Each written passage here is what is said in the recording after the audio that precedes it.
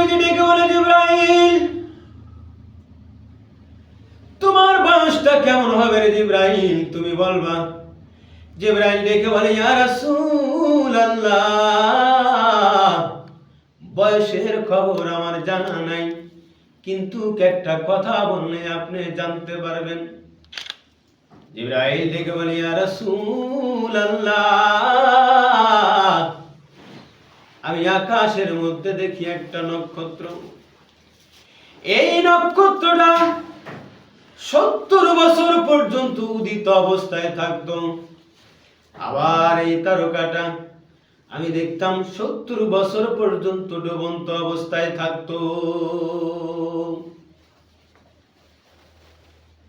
আমার নবীজি ডেকে বলতেছেন, ভাই জিবরাইল তারপরে কি দেখেছো? ডেকে বলে, ইয়া রাসূলুল্লাহ ওগো নবীজি আমি এইরকম এই তারকাটা একবার নয় দুইবার নয়, আল্লাহ পাক আমাকে ৭২,০০০ বার দেখিয়েছে।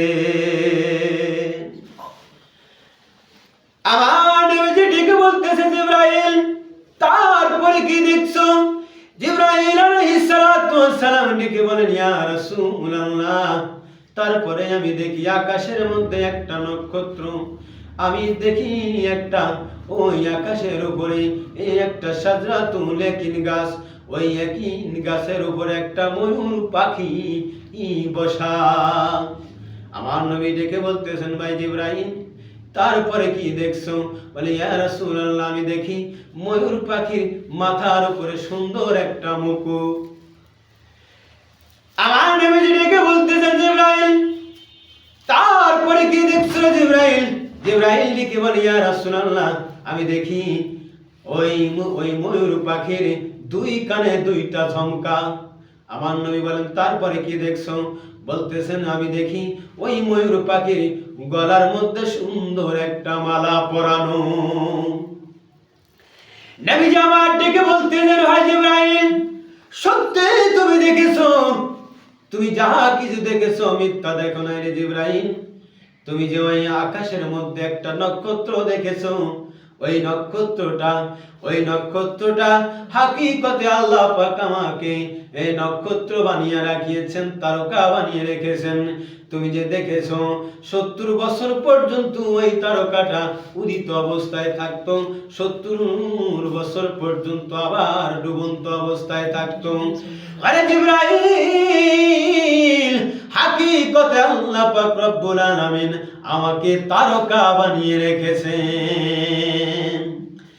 জিবরাইল ডেকে বলে, ইয়া রাসূলুল্লাহ সাজরাতুল ইয়াকিন গাছের উপরে সুন্দর একটা ময়ূর পাখি বসা দেখলাম। হুজুর আশ্চর্য হয়ে গেলাম, এই ময়ূর পাখির মাথার উপরে একটা মুকুট পরানো। হুজুর এইটা কি বুঝতে পারলাম না। নবী আমার ডেকে বলেন, ভাই জিবরাইল ওই যে তুমি ময়ূর পাখি দেখেছো মাথার উপরে সুন্দর একটা মুকুট, ওই মুকুটটা সাধারণ কোনো মুকুট নয়, হাকিকতে আমার আলীকে আমার মাথার তাজ বানায়া রেখেছেন। জিবরাইল তুমি তারপরে কি দেখেছো? বলতেছি, ইয়া রাসূলুল্লাহ তা দেখেছি কানের মধ্যে 2 কানে 2 ঝুমকা, গলার মধ্যে মালা। আমার নবী ডেকে বলেন, ভাই জিবরাইল আল্লাহ পাক রব্বুল আলামিন আমাকে একা রাখেন নাই, আমার আহলে বায়াত কে আমার সঙ্গী রেখে দিয়েছে, মাথার তাজ বানায়া হযরত আলীকে রেখেছেন, আর 2 কানে 2 ঝুমকা আমার হাসান হুসাইনকে আমার সঙ্গী রেখেছেন।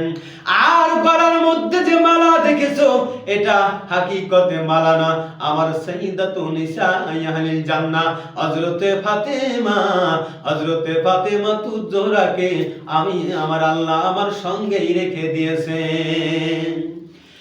ভাইরা আমার, বাবাজি আমার, গভীর মনোযোগ দিয়ে শুনিয়া যান।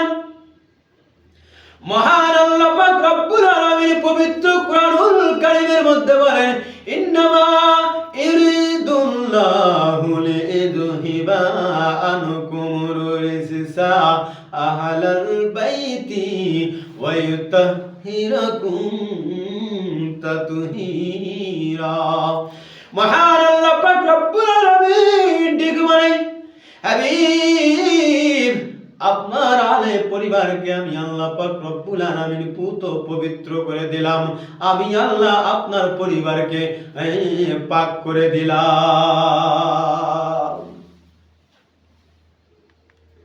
আমার নবীজি ডেকে বলেন, ভাই জিবরাইল, জীবনে তারপরে কিছুই দেখছো কিনা?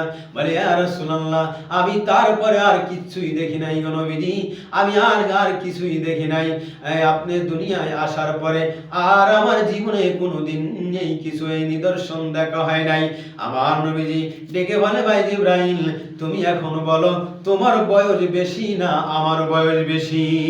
আমার আল্লাহ পাক রব্বুল আলামিন আমার হাবিবকে সর্বপ্রথম আমার নবীকে প্রেরণ করেছেন। ভাইরা আমার, বাবাজিরা আমার, নবীজি আমার ডেকে বলেন, আমার আহলে পরিবারকে এরা আমার পবিত্র, আল্লাহ পাক রব্বুল আলামিন পবিত্র ঘোষণা করেছেন।